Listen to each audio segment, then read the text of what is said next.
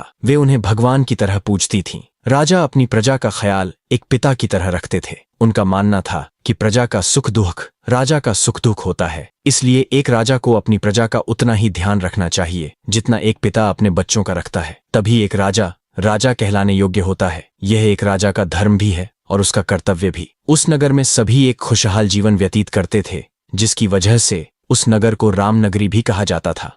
एक दिन की बात है, राजा अपने दरबार में बैठे कुछ मंत्रियों से अपनी प्रजा के हित में परिचर्चा कर रहे थे कि तभी एक दूत आकर संदेश देता है, महाराज, बाहर एक महात्मा जी आए हैं और वे आपसे अतिशीघ्र मिलना चाहते हैं।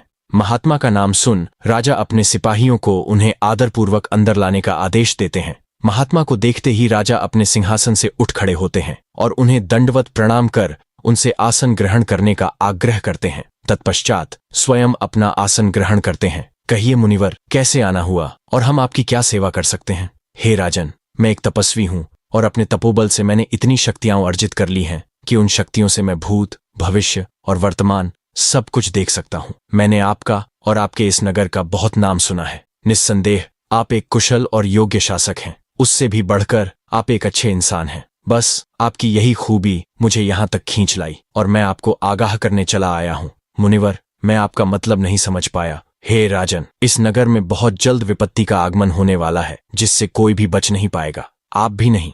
कैसी विपत्ति? क्या आप विस्तार पूर्वक बता सकते हैं? यह वक्त अभी विस्तार पूर्वक चर्चा करने का नहीं है राजन। यह वक्त है उस विपत्ति से कैसे बचा जाए, इस बारे में सोचने का। मुनिवर, जब आप इतना कुछ जानते हैं तो उस विपत्ति से निपटने का उपाय भी जानते होंगे। कृपया करके मुझे उस उपाय से अवगत कराएं। मैं उस विपत्ति के आने से पहले ही उसका खात्मा कर देना चाहता हूँ। धैर्य रखें राजन, ये उतना आसान भी नहीं है जितना आप समझ रहे हैं। मेरे लिए कुछ भी मुश्किल नहीं है मुनिवर, बस आप उपाय बताइए। अपनी प्रजा और अपने इस नगर को बचाने के लिए मैं कुछ भी करूंगा। मुझे आपसे ऐसी ही अपेक्षा